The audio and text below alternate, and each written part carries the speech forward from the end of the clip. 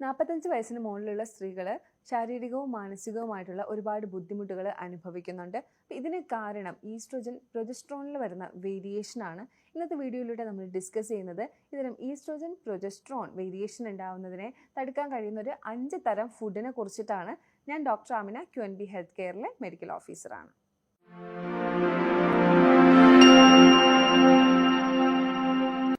Oestrogen progesterone variation വരുന്നത് ഈ ഒരു 45 വയസ്സിന് ശേഷമാണ്. അത് ചിലപ്പോൾ ഈസ്ട്രോജൻ പ്രൊജസ്ട്രോൺ കൂടാം അല്ലെങ്കിൽ കുറയാം. ഇതിൽ ഒരു ഹോർമോൺ കൂടാം അല്ലെങ്കിൽ ഒരു ഹോർമോൺ കുറയാം. ഇങ്ങനെ എന്ത് വേണമെങ്കിലും സംഭവിക്കാം. ഇത്തരത്തിൽ ഈസ്ട്രോജൻ പ്രൊജസ്ട്രോൺ വേരിയേഷൻ ഉണ്ടാകുമ്പോൾ സാധാരണ കണ്ടുവരുന്നത് ഉറക്കമില്ലായ്മ, ഇൻസോംനിയ എന്ന് പറയും. ഉറക്കം വരാതിരിക്കുക, അല്ലെങ്കിൽ ഉറക്കം വന്നതിന് ശേഷം എണ്ണീറ്റതിന് ശേഷം പിന്നെ ഉറക്കം വരാതിരിക്കുക, ഇടക്കിടക്ക് ഇടവിട്ട് 2 മണിക്കൂർ ഇടവിട്ടിട്ട് എണീക്കുക, ഇങ്ങനത്തെ ബുദ്ധിമുട്ടുകളാണ്. അതുപോലെ തന്നെ ഇത്തരം ആളുകളിൽ ടെൻഷൻ, സ്ട്രെസ്, ആൻസൈറ്റി ഇത് വളരെ കൂടുതലായിരിക്കും. പിന്നെ അല്ലാതെ കാണുന്നത് ഹോട്ട് ഫ്ലാഷസ് എന്ന് പറയും. അവിടെ ശരീരത്തിൻ്റെ പല ഭാഗത്തായിട്ട് പെട്ടെന്നൊരു ചൂട് കയറുന്നതായിട്ട് അനുഭവപ്പെടുക. അതുപോലെ തന്നെ ഫുൾ ബോഡി ഒരുപാട് വിയർക്കുക. ആർത്രൈറ്റിക് ഇഷ്യൂസ്, അതായത് പെട്ടെന്നൊരു കാലുവേദന, മുട്ടുവേദന, അതുപോലെ തന്നെ നടുവേദന, അങ്ങനെ ആർത്രൈറ്റിക് വാതപരമായിട്ടുള്ള കാര്യങ്ങൾ പെട്ടെന്ന് കൂടുക. ഇത്രയൊക്കെയാണ് ഒരു 45 വയസ്സിന് ശേഷമുള്ള സ്ത്രീകളിൽ പെട്ടെന്ന് കണ്ടുവരുന്ന ചില ശാരീരിക മാനസിക ബുദ്ധിമുട്ടുകൾ. അപ്പോൾ ഇത്തരം സ്ത്രീകൾ മനസ്സിലാക്കേണ്ട കാര്യം, അവർ മെനോപോസിനോട് അടുത്ത് വരികയാണ്, അതായത് ആർത്തവ വിരാമത്തോട് അടുത്ത് വരികയാണ്, അല്ലെങ്കിൽ ആർത്തവ വിരാമം എത്തി. ചിലർക്ക് നേരത്തെ വരും, എന്നാലും 45 to 50, 50-ന് മുകളിൽ ഒരു 55 to 60 ആ ഒരു സമയത്തായിരിക്കും നിൽക്കുന്നത്. ഒരു 60 പോയില്ല, 45 to 55 അതിനിടയിലുള്ള ഒരു കാലയളവിലായിരിക്കും ഈ ഒരു ആർത്തവം നിൽക്കുന്നത്. അപ്പോൾ ഇതിനോടനുബന്ധിച്ച് നിങ്ങൾക്ക് എല്ലാവർക്കും അറിയാമല്ലോ, ഈ ഒരു റീപ്രൊഡക്റ്റീവ് സിസ്റ്റത്തിലെ ഓവറിയും യൂട്രസും ഒക്കെ ചേർന്നിട്ടാണ് ഹോർമോൺസ് പ്രൊഡ്യൂസ് ചെയ്യുന്നത്. അപ്പോൾ ഈ ഹോർമോൺസ് പ്രൊഡ്യൂസ് ചെയ്യുന്നതിൻ്റെ ഏറ്റക്കുറച്ചിൽ ഉണ്ടാവുന്നതിലൂടെയാണ് ഈ ഒരു പ്രൊജസ്ട്രോൺ, ഈ ഹോർമോൺസിലാണ് പ്രൊജസ്ട്രോൺ, ഈസ്ട്രോജൻ വരുന്നത്. അതിൻ്റെ ഏറ്റക്കുറച്ചിലുണ്ടാകുമ്പോഴാണ് എപ്പോഴും ഈ ഒരു പ്രശ്നങ്ങൾ വരുന്നത്. ഇത്തരം പ്രശ്നങ്ങൾ ഇല്ലാത്ത ആളുകളും ഉണ്ടാവാം. കാരണം അഡ്രിനൽ ഗ്ലാൻഡ്, അതായത് കിഡ്നിയുടെ മുകളിലിരിക്കുന്ന അഡ്രിനൽ ഗ്ലാൻഡ് ഈസ്ട്രോജൻ ഉൽപ്പാദിപ്പിക്കാറുണ്ട്. എന്നാൽ അഡ്രിനൽ ഗ്ലാൻഡ് ഓൾറെഡി എക്സോസ്റ്റ് ആയിട്ടുള്ള ആളുകളുണ്ട്. എന്ന് പറഞ്ഞാൽ അവർ ഒരുപാട് ടെൻഷൻ എടുക്കുന്ന ആളുകളായിരിക്കും, അല്ലെങ്കിൽ അവർക്ക് ഈ ഒരു ഫുഡ് ഹാബിറ്റ്സ് ഒക്കെ കാരണം ബോഡി അത്ര ഹെൽത്തി ആയിരിക്കത്തില്ല. അങ്ങനെയുള്ള ആളുകളിൽ അഡ്രിനൽ ഗ്ലാൻഡ് ഓൾറെഡി എക്സോസ്റ്റ് ആയിരിക്കും. അങ്ങനെ എക്സോസ്റ്റ് ആയിട്ടുള്ള അഡ്രിനൽ ഗ്ലാൻഡ് ഉള്ളപ്പോൾ അതിനകത്തു നിന്നുള്ള ഈസ്ട്രോജൻ്റെ സെക്രീഷൻ ഉണ്ടാവില്ല. അപ്പോൾ ചില ആളുകളിൽ ഈ ഒരു ആർത്തവ വിരാമത്തോടനുബന്ധിച്ച് വളരെ കുറച്ച് ആളുകളിൽ ഇത്തരം പ്രശ്നങ്ങൾ പ്രകടമാവാതിരിക്കാം.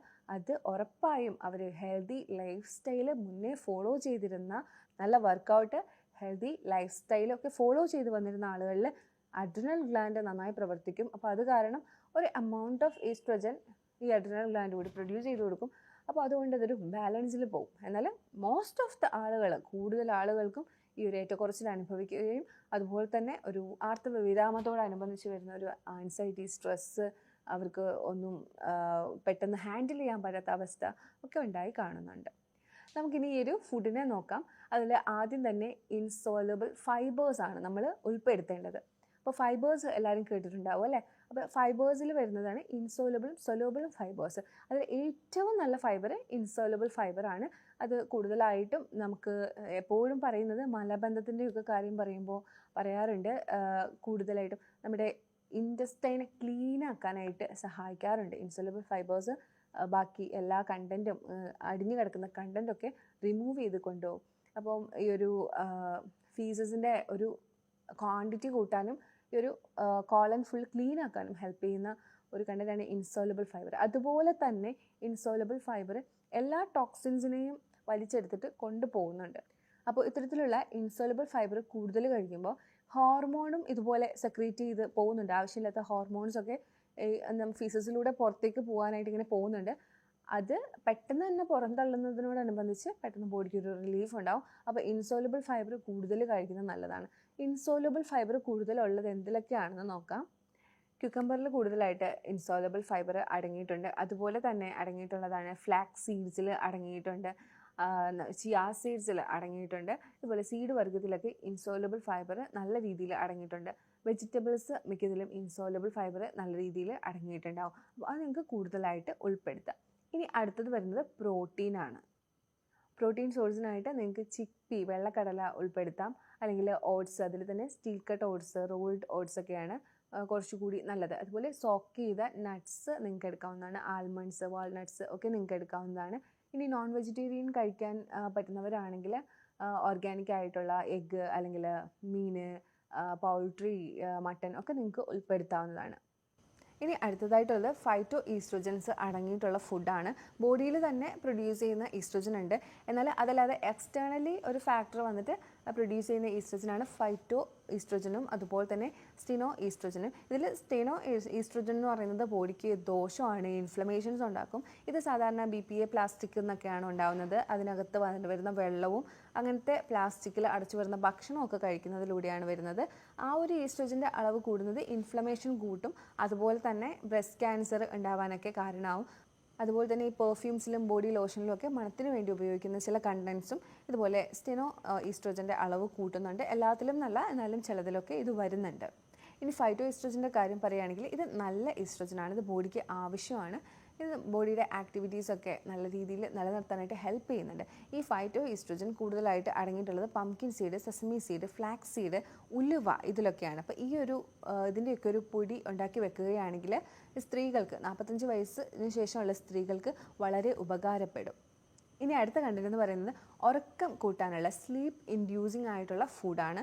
അതിൽ ഒന്നാമതായിട്ട് പറയുന്നത് അശ്വഗന്ധ തിളപ്പിച്ച വെള്ളം കുടിക്കുന്നത് ഉറക്കം കിട്ടാനായിട്ട് സഹായിക്കുന്നുണ്ട്. അപ്പോൾ നിങ്ങൾക്ക് അശ്വഗന്ധ തിളപ്പിച്ച വെള്ളം എടുക്കാവുന്നതാണ്. അപ്പോൾ കൂടുതലായിട്ടൊക്കെ എടുക്കുന്നുണ്ട്, നിങ്ങൾക്ക് എന്തെങ്കിലും അലർജിയൊക്കെ ഉണ്ടെങ്കിൽ ഉറപ്പായിട്ടും ഒരു ഡോക്ടറിൻ്റെ പ്രിസ്ക്രിപ്ഷനോട് കൂടി അവരോട് സംസാരിച്ചിട്ട് മാത്രമേ എടുക്കാൻ പാടുള്ളൂ. അല്ലാതെ സാധാരണ ഫുഡിൽ ഉൾപ്പെടുത്താൻ പറ്റുന്നതാണ്. നിങ്ങൾക്ക് വാൾനട്ട് ഉൾപ്പെടുത്താം, അവക്കാഡോസ് ഉൾപ്പെടുത്താം, പാല്, പഴം, ഇത് 4 കണ്ടൻറ്റും നിങ്ങൾക്ക് കുറച്ചും കൂടി ഉറക്കം തരാനായിട്ട് ഹെൽപ്പ് ചെയ്യുന്നുണ്ട്. മഗ്നീഷ്യം കൂടുതലുണ്ട്. ആൽമണ്ട്സും നിങ്ങൾക്ക് യൂസ് ചെയ്യാം. അടുത്തതായിട്ട് ഉൾപ്പെടുത്തേണ്ട ഫുഡ് എന്ന് പറയുന്നത് ആൻറ്റി ഇൻഫ്ലമേറ്ററി ഫുഡാണ്. അതിൽ വരുന്നത് ഒന്നാമത് തന്നെ omega-3 ഫാറ്റി ആസിഡാണ്. omega-3 ഫാറ്റി ആസിഡിൽ ചെറിയ മത്സ്യങ്ങളായിട്ടുള്ള മത്തി, ചൂര, അയല അങ്ങനത്തെ മത്സ്യങ്ങൾ, അതുപോലെ തന്നെ ചക്കിലാട്ടിയ വെളിച്ചെണ്ണ, നല്ല വെളിച്ചെണ്ണ, അതിലും omega-3 ഫാറ്റി ആസിഡ് ഉണ്ട്. ഇപ്പോൾ 1/2 ടീസ്പൂണൊക്കെ നമുക്ക് രാവിലെ വെറും വയറ്റിലെടുക്കുന്നത് നല്ലതാണ്. അതുപോലെ തന്നെ മീനൊക്കെ കൂടുതൽ ക്വാണ്ടിറ്റി നല്ലോണം തേങ്ങയൊക്കെ ഇട്ട് വെച്ച് കഴിക്കുന്നത് വളരെ നല്ലതാണ്. അതായത് തേങ്ങയും ഈസ്ട്രോജൻ പ്രൊഡ്യൂസ് ചെയ്യാനായിട്ട് സഹായിക്കുന്നുണ്ട്, മീനും സഹായിക്കുന്നുണ്ട്. അപ്പോൾ നല്ല തോതിൽ തേങ്ങ ഇട്ട് ഈ മീൻ വെച്ച് കഴിക്കുന്നത് വളരെ നല്ലതാണ്. അപ്പോൾ ഈ പറയുന്നത് കേട്ടിട്ട് ഒരു മീനല്ല നിങ്ങൾ കഴിക്കേണ്ടത്, കൂടുതൽ ക്വാണ്ടിറ്റി, ഇപ്പം ഒരു 3-4 മീനൊക്കെ നിങ്ങൾക്ക് കഴിക്കാൻ പറ്റുന്നതാണ്. റെഡ് പോമഗ്രാനറ്റിൽ ഒരുപാട് ആൻറ്റി ഇൻഫ്ലമേറ്ററി പ്രോപ്പർട്ടി ഉണ്ട്. അതുപോലെ തന്നെ ആൻറ്റി ഇൻഫ്ലമേറ്ററി പ്രോപ്പർട്ടി ഉള്ളതാണ്. പോമഗ്രാനറ്റിൽ ബ്രൊമാലിൻ അടങ്ങിയിട്ടുണ്ട്, അത് ആൻറ്റി ഇൻഫ്ലമേറ്ററി പ്രോപ്പർട്ടി ഉള്ളതാണ്. അതുപോലെ തന്നെ പൈനാപ്പിളിൽ അതിൽ ബ്രൊമാലിൻ അടങ്ങിയിട്ടുണ്ട്, അത് ആൻറ്റി ഇൻഫ്ലമേറ്ററി പ്രോപ്പർട്ടി ഉള്ളതാണ്. പെയിനൊക്കെ കുറയാനും ഒക്കെ ഈ ഒരു ബ്രൊമാലിൻ ഹെൽപ്പ് ചെയ്യുന്നുണ്ട്. പക്ഷേ അലർജിക്ക് ആണെങ്കിൽ എടുക്കാൻ പാടില്ല, പൈനാപ്പിൾ അലർജി ഉള്ള ആളുകളുണ്ട്. അടുത്ത 5ാമത്തെ ഫാക്ടറാണ് ഹെൽത്തി ഫാറ്റ്. എപ്പോഴും ഞാൻ പറയുന്നതാണ്, ഇതിനകത്ത് നിങ്ങൾക്ക് ഒലിവ് ഓയിൽ എടുക്കാം, അതുപോലെ തന്നെ ബട്ടർ എടുക്കാം, ഗീ എടുക്കാം, നെയ്യ് എടുക്കാം, കോക്കനട്ട് ഓയിൽ എടുക്കാം. ഓവർ ഈറ്റിംഗ് പ്രിവെൻറ്റ് ചെയ്യാനായിട്ട് ഇത് സഹായിക്കും. കാര്യം നല്ലൊരു എനർജി സോഴ്സാണിത്. അപ്പോൾ ഇങ്ങനെ ഫാറ്റ് അടങ്ങിയിട്ടുള്ള ഫുഡ് എടുക്കാനായിട്ട് നിങ്ങൾക്ക് രാവിലെ ബേസിൽ ബൗൾ ബ്രേക്ക്ഫാസ്റ്റ് എന്ന് പറയുന്ന രീതിയിൽ തേങ്ങാപ്പാലിനകത്ത് ഈ ഒരു നട്ട്സ്, സീഡ്സ് ഒക്കെ കുതിർത്ത് വെച്ചിട്ട് അതിനകത്തേക്കൊരു ലോ കലോറി ആയിട്ടുള്ള മസ്ക് മെലനോ ആപ്പിളോ അതെന്തെങ്കിലും അരിഞ്ഞിട്ടിട്ടുള്ള ഒരു ബൗൾ എടുക്കാൻ പറ്റുന്നതാണ്. കൂടുതലായിട്ട് ഒരു ഹെൽത്തി ഫാറ്റ് അടങ്ങിയിട്ടുള്ളൊരു ബ്രേക്ക്ഫാസ്റ്റാണ് ഇത്. ഈ ഒരു ഈസ്ട്രോജൻ്റെയൊക്കെ വേരിയേഷൻ, പ്രൊജസ്ട്രോൺ ഈസ്ട്രോജൻ വേരിയേഷൻ കൊണ്ടുണ്ടാകുന്ന മാനസിക ശാരീരിക ബുദ്ധിമുട്ടുകൾ അനുഭവിച്ചുകൊണ്ടിരിക്കുന്നവർക്ക് ഒരുപാട് ഹെൽപ്പ് ചെയ്യുന്ന ഒരു ഫുഡാണ്. അപ്പോൾ ഞാനീ പറഞ്ഞ 5 തരം ഫുഡ് ഇത്തരം ആളുകൾ ഡയറ്റിൽ ഉൾപ്പെടുത്തുകയാണെങ്കിൽ ഉറപ്പായിട്ടും നിങ്ങളുടെ ശാരീരികവും മാനസികവുമായി നേരിട്ടുകൊണ്ടിരിക്കുന്ന എല്ലാ പ്രശ്നങ്ങളും നിങ്ങൾക്ക് പരിഹരിച്ച് കിട്ടുക തന്നെ ചെയ്യും. ഞാനീ പറഞ്ഞ കാര്യങ്ങളൊക്കെ നിങ്ങൾക്ക് പ്രാക്ടീസ് ചെയ്യാൻ പറ്റുമെന്ന് തന്നെയാണ് ഞാൻ വിചാരിക്കുന്നത്.